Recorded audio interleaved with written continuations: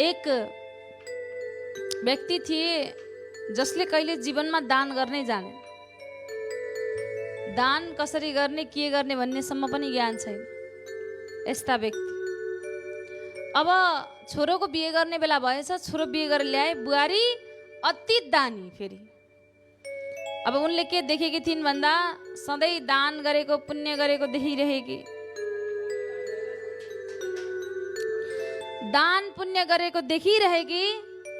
तब त्यही समय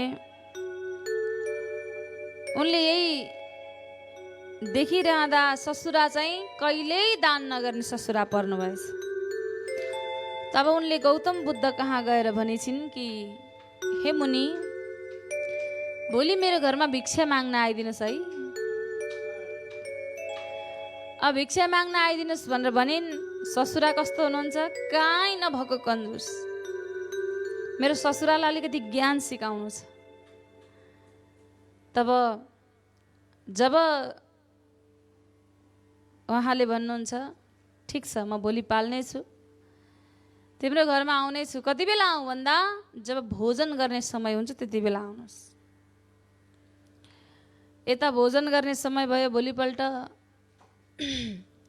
बुहारी ससुरालाई रोटी पकाउँदै खुवाउँदैछिन्, रोटी बनाउँदै खुवाउँदैछिन्। त्यति बेला टुप्लुक्क गौतम बुद्ध आएर भिक्षान्देही भन्नुभएछ।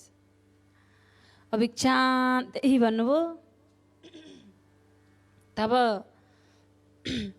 यता बुहारी चाहिँ भन्दिरहेछिन्, एकैछिन पर्खिनुहोस् है योगी, एकैछिन, म मेरो ससुरालाई बासी रोटी खुवाउँदैछु भनेछ। ससुरालाई झनक्क रिस उठेछ। तर मनमा नै सोचे बोल्दा बोल्दै कहिलेकाहीँ गल्ती भएको हुनसक्छ।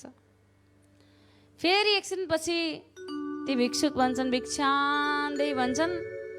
फेरि बुहारी के भन्छन्, एकैछिन पर्ख न, ससुरालाई म बासी रोटी खुवाउँदैछु।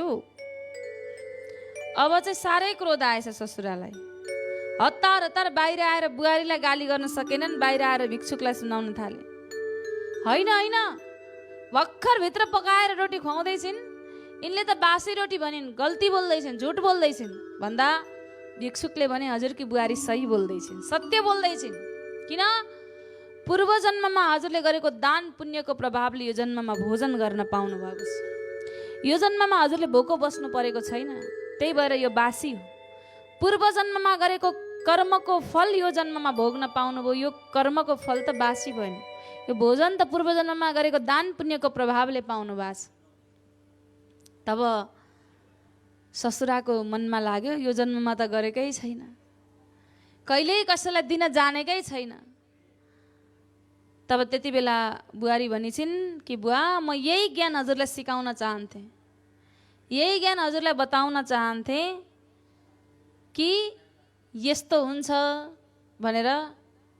भनिसके पश्चात यसरी दान पुण्यको अनेक महिमा छ। जसले दान पुण्य गर्दछ यो जीवनमा, यो कलियुगमा सत्यता सकियो, दया सकियो, करुणा सकियो। तर एउटै प्रभुको यो भागवत कथामा आउँछ, बैलको 4 खुट्टामा 1 खुट्टा मात्र बाँकी छ भनेर बताइन्छ नि, त्यो हो दान।